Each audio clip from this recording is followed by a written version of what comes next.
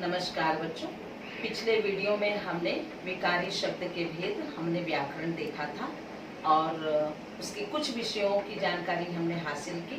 चलिए अब हम देखते हैं प्रश्न नंबर 5 जो आपके प्रश्न पत्र में पूछा जाता है, रचना विभाग, जिसे हम कहते हैं उपयोजित लेखन। उपयोजित लेखन जो है मतलब रचना विभाग मीन्स राइटिंग स्किल्स, वह टोटल जो है 26 अंक का आता है, 26 मार्क्स। उसमें सबसे पहले पत्र लेखन। पत्र लेखन में औपचारिक अनौपचारिक कैरीज 5 मार्क्स जो कि 5 नंबर का होता है।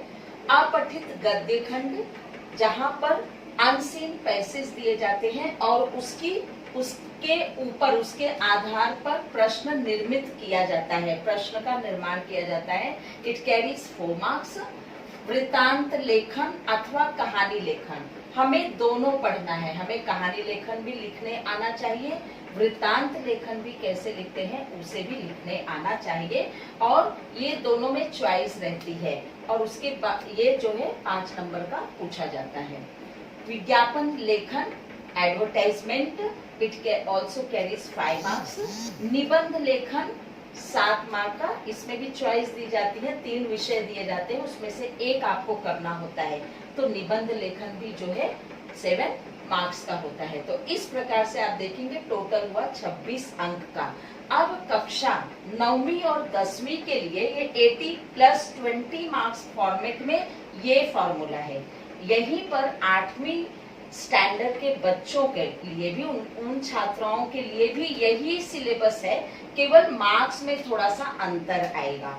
तो 8वीं वाले भी ध्यान से सुनेंगे कि पत्र कैसे लिखा जाता है। उनके भी सिलेबस में पत्र लेखन है, अपठित गद्य खंड है, वृत्तांत लेखन है, कहानी लेखन है, विज्ञापन लेखन है और निबंध लेखन है। आइए अब हम विस्तार से देखेंगे, आज एक एक सेक्शन को लेंगे।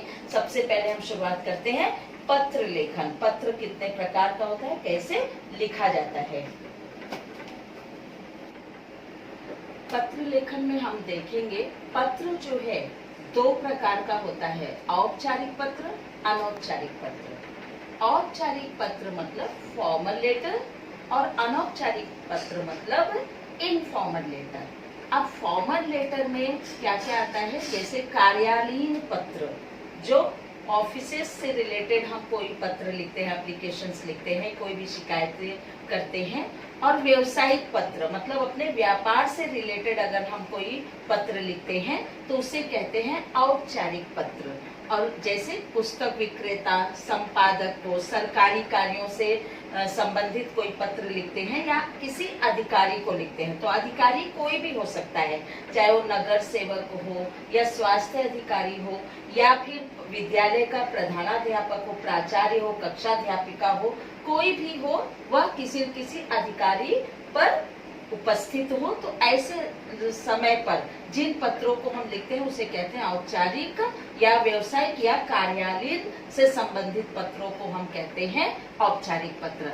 अनौपचारिक पत्र अर्थात घरेलू पत्र या व्यक्तिगत पत्र मतलब इनफॉर्मल लेटर। तो जहां पर जो है फ्रेंडली लेटर्स जिसे कहते हैं, सगे संबंधी को पत्र लिखते हैं, जब हम किसी परिचित को पत्र लिखते हैं, जैसे माता पिता, भाई बहन, चाचा, दादाजी, पुत्र, तो इस प्रकार के पत्रों को जब हम इन व्यक्तियों को लिखते हैं या मित्र हुए अपने कोई, तो दोस्त, सखा, सहेली, इस प्रकार के व्यक्तियों को अगर हम पत्र लिखते हैं तो वो घरेलू पत्र ही माना जाता है, अनौपचारिक पत्र के अंतर्गत ही वह आता है। अब ध्यान देने वाली ये बात है कि पत्र लेखन में औपचारिक और अनौपचारिक के कुछ नियम हैं, जहां पर औपचारिक पत्र के कुछ विशेष नियम है जिसका पालन हमें करना पड़ता है, लेकिन इस प्रकार के नियमों का पालन हमें अनौपचारिक में नहीं करना पड़ता है। तो हम देखेंगे कि पत्र लेखन में औपचारिक पत्र के क्या नियम है और अनौपचारिक पत्र के क्या नियम है। तो हम देखेंगे औपचारिक पत्र का प्रारूप क्या है, क्या नियम है, किन नियम को हमें ध्यान में रखते हुए औपचारिक पत्र में फॉर्मल लेटर को लिखना चाहिए। और यह नियम जो है यह नए प्रारूप के अनुसार बताया जा रहा है और इसी नियम को आप फॉलो करेंगे, इसी नियम के अनुसार आप औपचारिक पत्र लिखेंगे हमेशा। चलिए हम देखते हैं। सबसे पहले हम अक्सर जब भी हम प्रश्न ये पत्र लिखते हैं तो हमें मालूम है कि शुरुआत हम दिनांक से करते हैं। तो सर्वप्रथम हमें दिनांक लिखना है। जैसे आज की दिनांक है 8 सितंबर 2020। तो 8 सितंबर 2020 को हम दिनांक के आगे लिखेंगे। उसके बाद ध्यान रखिए कि अगर हम ऑफिशियल लेटर पर ध्यान दे रहे हैं जहां पर बहुत सारे नियम का पालन करना पड़ता है। अगर आप नियम का पालन किए बिना औपचारिक पत्र लिखते हैं तो वह पत्र आपका गलत माना जाएगा। तो सबसे पहले हम दिनांक लिखेंगे, उसके बाद हम सेवा में या प्रति लिखेंगे। ध्यान रखिए, अगर आप कोई व्यवसायिक पत्र लिख रहे हैं तो उस पर आप जो है प्रति लिखेंगे, लेकिन अगर आप कोई कार्यालय या अधिकारी को लिख रहे हैं या शिकायती पत्र लिख रहे हैं तो वहां पर सेवा में आप लिख सकते हैं। मतलब कोई भी एक शब्द आपको लिखना है, या सेवा में या प्रति, दोनों के बाद आप अल्प विराम का प्रयोग करेंगे। सेवा में लिखते हैं तो अल्प विराम, या अगर आप प्रति लिखते हैं तो अल्प विराम का प्रयोग करेंगे यहाँ पर। उसके बाद ही सेवा में लिखने के बाद ही आप पाने वाले का पता लिखेंगे। तो पाने वाले का पता आप कॉमा के साथ लिखेंगे। ध्यान रखिए, अल्प विराम का चिन्ह, इस चिन्ह का प्रयोग करेंगे आप, और अंत में तब आप जाकर के फुल स्टॉप का प्रयोग करेंगे। तो जब भी आप पत्र लिखें तो ध्यान रखिए, जो भी पत्र दिया है वहां पर आप कॉमा का प्रयोग करेंगे, उसके बाद पूर्ण विराम का प्रयोग करेंगे।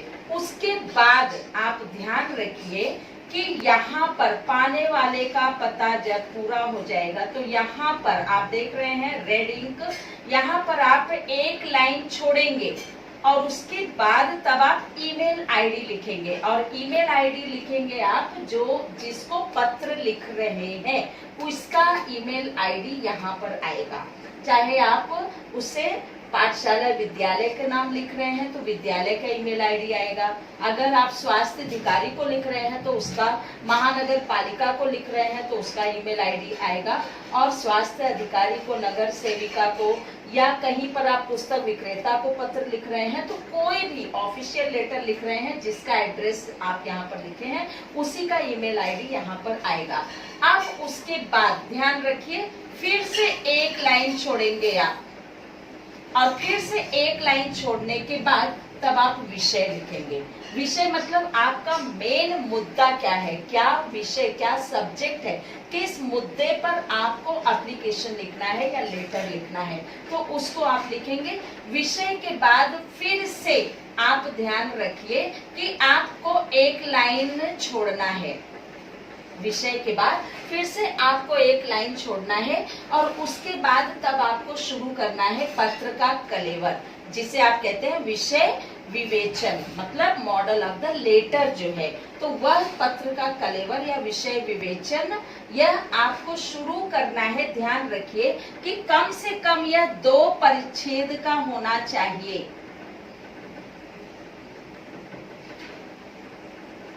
कम से कम 2 परिच्छेद का होना चाहिए या 2 पैराग्राफ में डिवाइड होना चाहिए। क्या? बॉडी ऑफ द लेटर जो कहा जाता है। अब बॉडी ऑफ द लेटर लिखने से पहले आपको संबोधित करना होगा कि किसे आप लिख रहे हैं पत्र। तो अगर आप हम पढ़ रहे हैं औपचारिक पत्र, तो हमें सीधे सीधे से हमें याद कर लेना है कि संबोधित करने वाले को हम क्या लिख सकते हैं, महोदय भी लिख सकते हैं, और महोदय ही आप लिखेंगे। तो महोदय से आप शुरू करेंगे, महोदय लिख करके आप फिर से अल्प विराम लिखेंगे, ध्यान रखिए। और उसके बाद तब फिर आप इसको डिवाइड करेंगे 2 पैराग्राफ में। जब आपका पत्र अंत हो जाता है, अंत कहीं भी हो, चाहे यहाँ शुरुआत हो चाहे यहाँ अंत होता है, या लाइन के पहले ही शुरुआत में प्रथम अगर आपने यहाँ पर लिखा है पत्र का अंत यहाँ नहीं हुआ, यहाँ पर हुआ, तो यहाँ पे फुल स्टॉप डाल करके फिर से आप उसके नीचे उन नियमों का पालन करेंगे। ये नहीं कि आपने अगर यहाँ पे इनकम्प्लीट है या यहाँ पर आपने इनकम्प्लीट कर दिया तो कई लाइन छोड़ना है, ये सब आपको नहीं करना है। आप ध्यान रखिए कि बॉडी ऑफ द लेटर जब आप पूरा करेंगे तब उसके बाद आपको प्रेषक या प्रेषिका के हस्ताक्षर, हमने प्रेषक और प्रेषिका क्यों लिखा कि अगर आप स्त्री है या पुरुष, अगर आप लड़का है या लड़की, आपका नाम यहाँ पर आएगा, प्रेषक या प्रेषिका। अगर लड़की है तो लड़की का नाम लिखेगी और लड़का है तो वह लड़का का नाम लिखेगा, उसे हस्ताक्षर कहते हैं। आप ये यहाँ पर अपनी हस्ताक्षर करेंगे। उसके बाद फिर से यहाँ पर आपका पूरा नाम व पता आएगा। ध्यान रखिए, यहाँ पर आपका पूरा नाम और पता आएगा। उसके बाद फिर से आप एक लाइन छोड़ेंगे और फिर यहाँ पर अपना ईमेल आईडी लिखेंगे। अपना मतलब जो पत्र लिख रहा है उसका ईमेल आईडी यहाँ पर आएगा।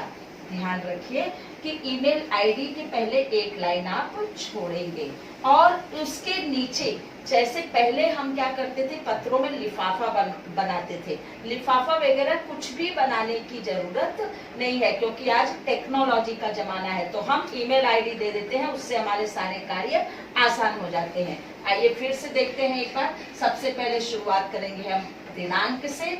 दिनांक के बाद हम कोई भी एक शब्द लिखेंगे, वेदर सेवा में या प्रति, और इसके बाद ध्यान रखें कि अल्प विराम का चिन्ह, हम इस चिन्ह का प्रयोग करेंगे। उसके बाद पाने वाले का पता, अल्प विराम और फुल स्टॉप के जरिए पूर्ण विराम के बाद तब हम एक लाइन छोड़ करके ईमेल आईडी डालते हैं जिसको हम पत्र लिख रहे हैं। पाने वाले का हम यहाँ पर ईमेल आईडी लिखेंगे। उसके बाद फिर से एक लाइन छोड़ेंगे, तब हम विषय पर आएंगे।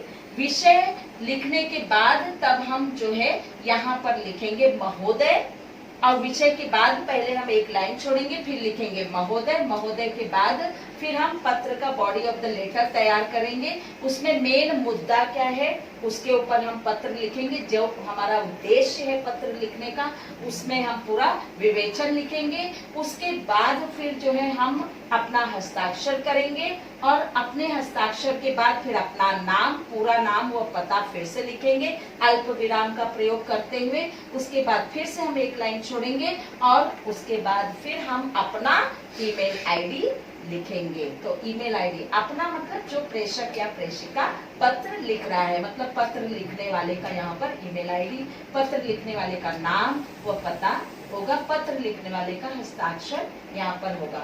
आइए हम चलते हैं और अनौपचारिक पत्र का क्या प्रारूप है उससे पहले देखेंगे, फिर हम विस्तार से जानेंगे कि कैसे पत्र लिखा जाता है।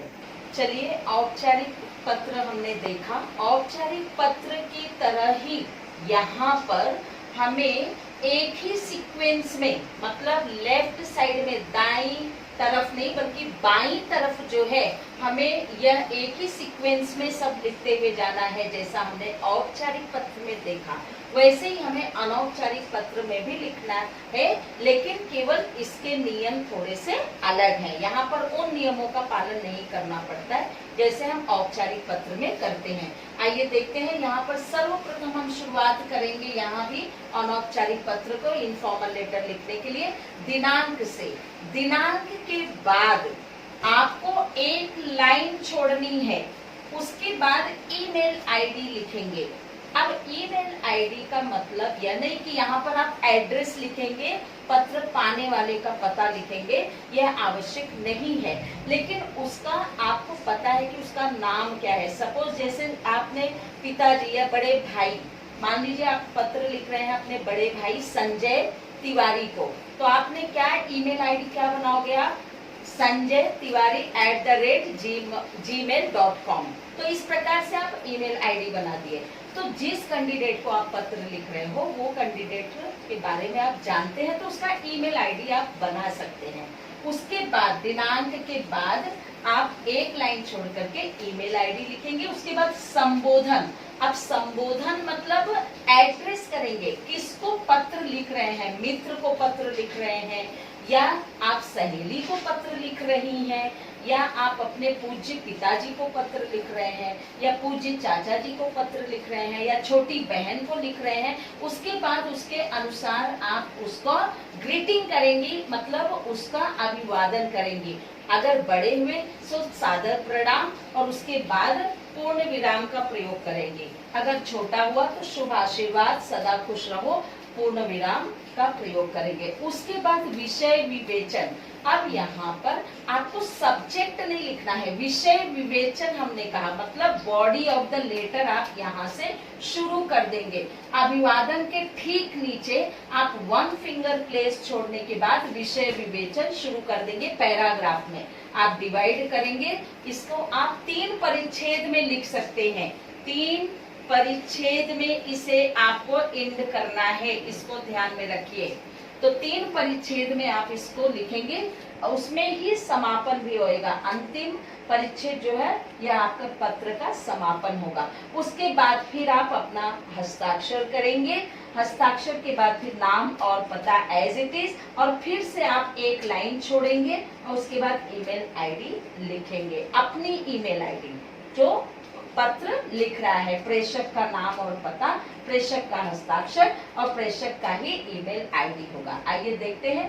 अनौपचारिक पत्र भी एक ही सीक्वेंस में लिखा जाएगा और औपचारिक पत्र की तरह एक ही तरफ आप लिखेंगे, इसको ध्यान में रखिए।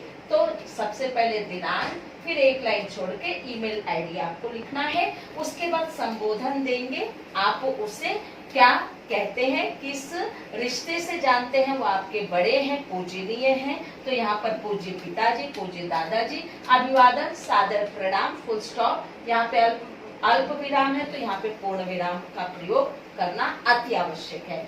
यहाँ पे फिर आप विषय विवेचन शुरू करेंगे, बॉडी ऑफ द लेटर, जो कि डिवाइड होगा 3 परिच्छेद में, 3 पैराग्राफ में, और उसमें समापन, इसी अंतिम परिच्छेद क्या होगा, इसका समापन होगा, पत्र का समापन आप करेंगे।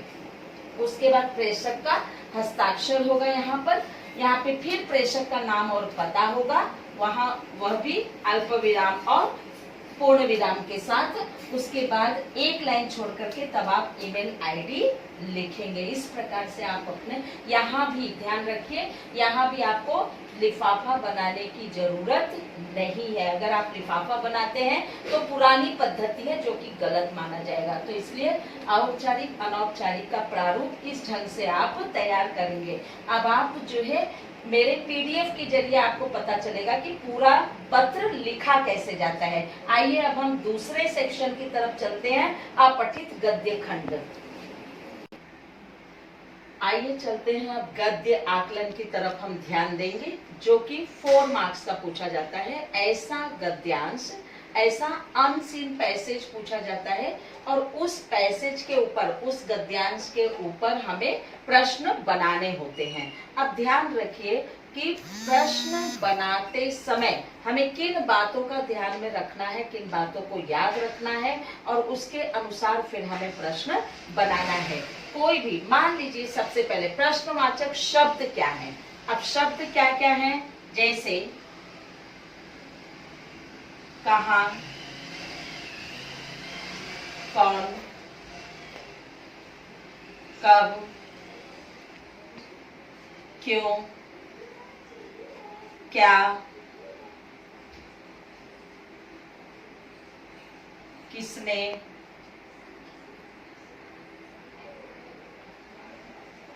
कितना। अब इतने प्रकार के जो शब्द हैं, इस प्रकार के जो शब्द हैं, यह हमें प्रश्नों के बारे में सूचित करते हैं। कब, कहाँ, क्यों, किसने, क्या, किस लिए, कितना, कितना भी आएगा। तो ये जो प्रश्नवाचक शब्द हैं, इसको ध्यान में रखने की आवश्यकता है कि जब भी हम प्रश्न का निर्माण करें तो उस वाक्य में इन शब्दों का होना अति आवश्यक है। और अगर ये शब्द प्रयोग होते हैं जिस वाक्य में, उस वाक्य के अंत में प्रश्नवाचक चिन्ह का होना अति आवश्यक है। आइए प्रश्न तैयार करते समय निम्न बातों पर ध्यान देना चाहिए। किन किन बातों को ध्यान में रख करके हम इस प्रश्न को आसानी से हल कर सकेंगे, इसे आप ध्यान देंगे। सबसे पहले तो जो परिच्छेद दिया है आपका, जो पैसेज दिया है, उसे आप कम से कम 2 बार पढ़ लेंगे। 2 बार ध्यान से पूरे परिच्छेद को आप पढ़ लेंगे और उसके बाद आप ध्यान रखिए कि प्रश्न जो आपके हैं सरल, छोटे व स्पष्ट होने चाहिए। जब आप प्रश्न बनाएंगे तो वह सरल होने चाहिए, छोटे प्रश्न होने चाहिए और स्पष्ट होने चाहिए। और यह देखना अति आवश्यक है कि जो प्रश्न आप बना रहे हैं उस प्रश्न का उत्तर उस परिच्छेद में होना ही चाहिए। और यह भी देखना आवश्यक है साथ ही साथ कि जो प्रश्न आप बनाएंगे बच्चों, उसका उत्तर एक वाक्य में ही हो, उस परिच्छेद में दिया गया हो वह उत्तर, और वह उत्तर जो है एक वाक्य में ही देना होना चाहिए। और इसके बाद प्रश्न फिर उचित विराम चिन्हों का प्रयोग होना चाहिए। अंत में जैसा हमने कहा क्वेश्चन मार्क का प्रयोग होना चाहिए, लेकिन उसके बीच में अगर अल्प विराम या किसी अन्य विराम चिन्हों की आवश्यकता है तो उसका भी प्रयोग होना चाहिए प्रश्न में। उसके बाद सबसे पूर्ण और सबसे आवश्यक, सबसे इंपॉर्टेंट बात क्या है कि जो परिच्छेद हमारे पास है, अनसीन पैसेज, अपठित गद्यांश जो दिया गया है प्रश्न में, वह उस पर जब आप प्रश्न पूछ रहे हैं तो आपका कोई भी प्रश्न ऐसा नहीं होना चाहिए कि आपने लिखा कि उपर्युक्त दिए गए या दिए गए पद्य या दिए गए गद्य खंड का शीर्षक लिखो, या दिए गए गद्य खंड से क्या सीख मिलती है, या दिए गए गद्य खंड से हमें क्या प्रेरणा मिलती है। ये सब पर आधारित प्रश्न आप नहीं पूछेंगे। न तो आप शीर्षक के बारे में पूछेंगे, न सीख के बारे में पूछेंगे, न ही प्रेरणा पर आधारित प्रश्न पूछेंगे, और न ही आप ऑब्जेक्टिव क्वेश्चन पूछेंगे जैसे समानार्थी या विरोधी या लिंग या वचन। इसको आप ध्यान में रखिए। इस प्रकार के कोई भी प्रश्न आप नहीं पूछेंगे। और सर्वनाम से प्रश्न का निर्माण नहीं होना चाहिए। इसको ध्यान में रखिए कि सर्वनाम शब्दों से प्रश्न का निर्माण नहीं करना है आपको। जैसे कहा गया, कौन भारत का प्रथम प्रधानमंत्री था, तो ऐसा नहीं होना चाहिए। भारत का प्रथम प्रधानमंत्री कौन था, यह प्रश्न होना चाहिए। तो इस प्रकार से आप ध्यान में रखिए। और प्रश्न चिन्ह अनिवार्य है, इसको ध्यान में रखिए। जब भी आप प्रश्न बनाते हैं तो अंत में, वाक्य के अंत में प्रश्न चिन्ह का उपयोग करना अति आवश्यक है। एक बार फिर से हम देखेंगे कि इस प्रकार के शब्दों का प्रयोग करना है हमें प्रश्न बनाने के लिए। अब उसमें जो है सबसे पहली बात यह कि आपका प्रश्न सरल होना चाहिए, छोटा होना चाहिए और स्पष्ट होना चाहिए।